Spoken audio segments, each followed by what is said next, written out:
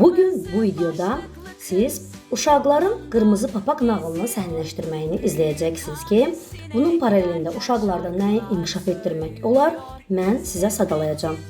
Qırmızı Papaq nağılını uşaqlarla səhnələşdirmək onların dil bacarıqlarını, sosial ünsiyyətini və yaradıcılıq qabiliyyətini gücləndirir. Bu proses həm uşaqlara empati qurmağı, təhlükəsizlik mövzularını öyrənməyi və kollektiv işin dəyərini hiss etməyi də öyrədir. Səhnələşdirmə zamanı vacib məqamlardan biri də rol paylaşımıdır. Bu nə üçün vacibdir? Artıq öyrəndiklərimizi biz burada tətbiq edəcəyik. Uşaqların potensialından istifadə edərək onların potensialını inkişaf etdirmək. Burada uşaqlara düzgün verilmiş rol onların özünü ifadə etməyə, özgüvən yaratmağa və bədən dilinin düzgün formalaşmasına kömək edir. Artıq düzgün bölünmüş rollar uşaqların söz ehtiyatını artırır, yeni ifadələr öyrənməsinə şərait yaradır və uşaqlarda yaranmış bu dialoqlar yaddaşı və diqqəti də gücləndirir. Burada uşaqlar qırmızı papaq, nənə və digər canavarın hisslərini canlandıraraq başqalarının baxış bucağında anlamağı öyrənirlər. Səhnədə çıxış etmək uşaqlara özünü daha da rahat ifadə etmək imkanı verir. Nağılın süjeti uşaqlara təhlükə ilə üzləşərkən düzgün davranış nümunələrini də göstərir. Dekorasiya və geyim hazırlığı uşaqların incəsənətə marağını da artırır. Nağılın səhnələşdirilməsi uşaqlara öz təsəvvürünü reallaşdırmaq imkanını da verir. Burada uşaqlar rolları bölüşərək bir-birinə dəstək olmağı öyrənirlər və hər uşaq öz roluna cavabdeh olur. Bu da məsuliyyətlik bacarığını gücləndirir. Tamaşa sonunda hamı birgə uğuru paylaşır, bu isə kollektiv ruhu möhkəmləndirir. Əlavə olaraq bunu da xüsusilə qeyd edim ki, Qırmızı Papaqla canavarın məşhur dialoqu. Bunun vasitəsilə biz uşaqlara duyğu üzvlərini də öyrədə bilərik. Nənəsini yerinə keçmiş canavardan Qırmızı Papaq soruşur. Nənə, gözlərin niyə bu qədər böyükdür? Səni daha yaxşı görmək üçün və ardınca qulaq, əl, diş hissləri uşaqlar üçün duyğu üzvlərinin inkişafını izah etmək üçün ideal bir pedaqoji fürsətdir.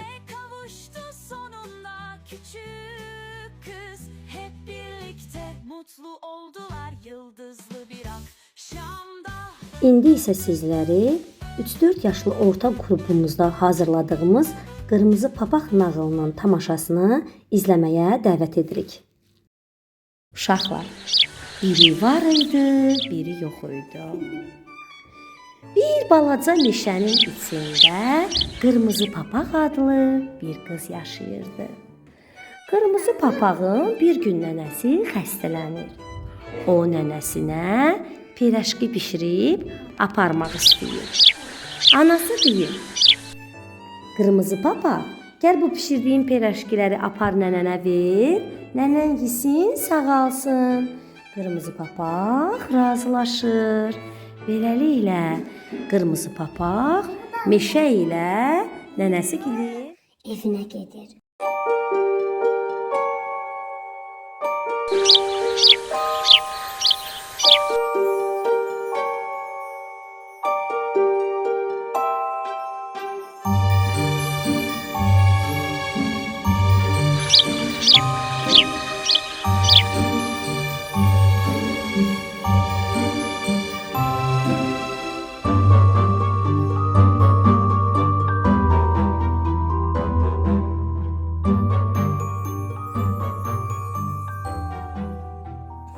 Qırmızı Papaq meşədə kimdən rastlaşır uşaqlar?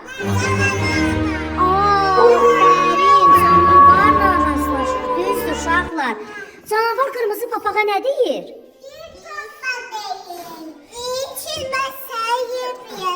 Deyir ki, ay Qırmızı Papaq, hara gedirsən? Qırmızı Papaq deyir ki, nənəmgilə.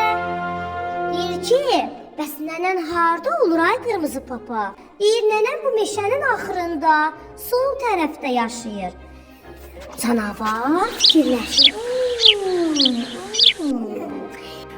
Aha, gəl Qırmızı Papaq, sən sağ tərəfdən get, daha tez çatarsan.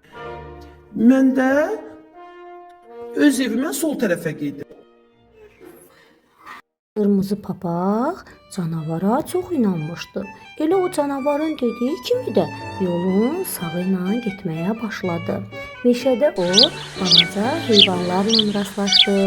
onların başını sığallayıb biraz onlarla danışdı. Balaca ayı qırmızı papağı görüb dedi: "Qırmızı papaq sənsən?" Qırmızı papaq dedi: "Hə nənə, sağ ol, nənəmgilə gedirəm, tələsirəm." Qırmızı papaq qızıl gülləri görüb nənəsinə biraz qızıl gül dərmək istədi.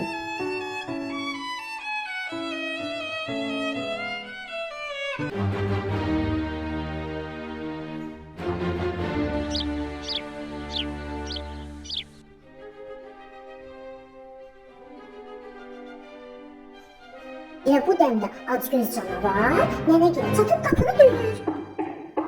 Tuk tuk tuk. Kırmızı papağın nenesidir. Kimdir? Mənəm qırmızı papaq. He kırmızı papaq sensin. Kırmızı papaq kapının tutkacını aşağı çek gir içeri. Canavarı görən nənə qışqırmağa macal tapmamış. Canavar nənəni yeyir və onun paltarlarını giyinib onun yerinə keçir. Qırmızı papağı gözləməyə başlayır. İndi birazdan qırmızı papaq gələcək, onu da yeyəcəm.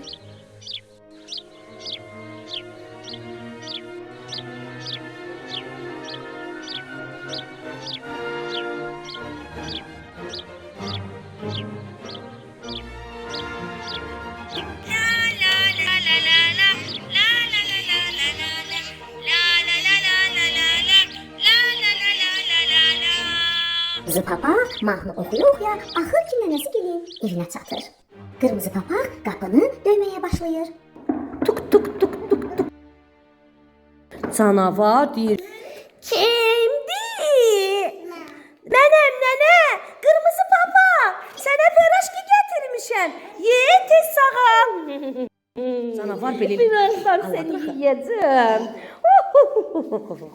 Eləyir, qırmızı papağa deyir: "Qırmızı papaq, qapının tutqacını aşağı çək, qapı açılacaq, sonra gir içəri."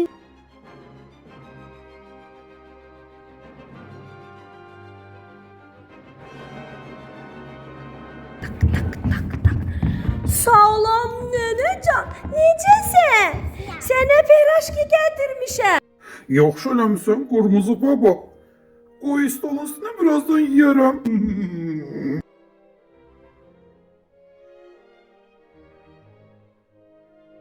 Nene, senin gözlerin niye bu kadar büyük?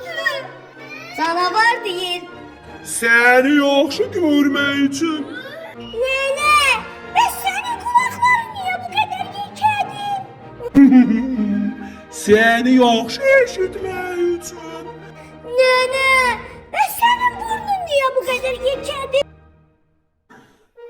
Səni yaxşı İynəməkdən ötürü yaman dadlı ikən. Nene, senin ellerin niye bu kadar büyüdü? Səni yaxşı qucaqlamaqdan ötürü əziz bam.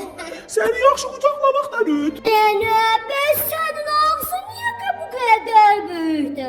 Səni yaxşı yeməkdən ötürü mənim balam. Səni yaxşı yeməkdən ötürü deyib, yatdığı yerdən qırmızı papağın üstünə hoppanır. Kırmızı papaq qışqırır: "Kömək edin, kömək edin! Canavar məni də nənəmi də yedi!" Bunu eşidən odunçular tez ayağa durub qırmızı papağın səsi gələn tərəfə qaçırlar. Odunçuları görən canavar qorxur, yerə yıxılır. Mən heç nə eləməmişəm. Mən heç nə eləməmişəm. Canavarın qarnını yekə görən odunçular bilirlər ki, canavar yalan danışır. Tez canavarın qarnını yarıb qırmızı papaqla nənəni xilas edirlər. Fürsət tapan kimi canavar tez qaçır. Amma odunçular onun qaçmağına icazə vermək istəmirlər. Canavar isə söz verir. Söz verirəm, bir də bura gəlməyəcəm.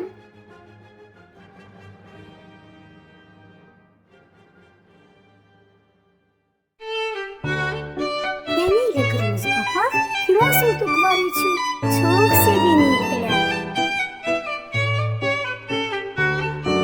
Nənə odunçunu görüb onları xilas etdikləri üçün təşəkkür etdi. Uşaqlar, nağılımız burada bitdi. Sağ olun. Növbəti nağıllarda görüşənə qədər. Nağılda iştirak edən qəhrəmanlarımızı bir-bir tanıyaq. Ayla qırmızı papaq rolunda idi. Gülnarə həm ana, həm də nənə rolunda idi. Nurlan canavar rolunda. Nadir odunçu rolunda. Amir balamız da odunçu rolunda idi. İbrahim, Atilla, Onur balamız da onlar meşənin kiçik qəhrəmanları idilər. Göydən üç alma düşdü. Biri nağıl danışanın, biri nağıla qulaq asan uşaqların, biri də bizim balaca qəhrəmanların.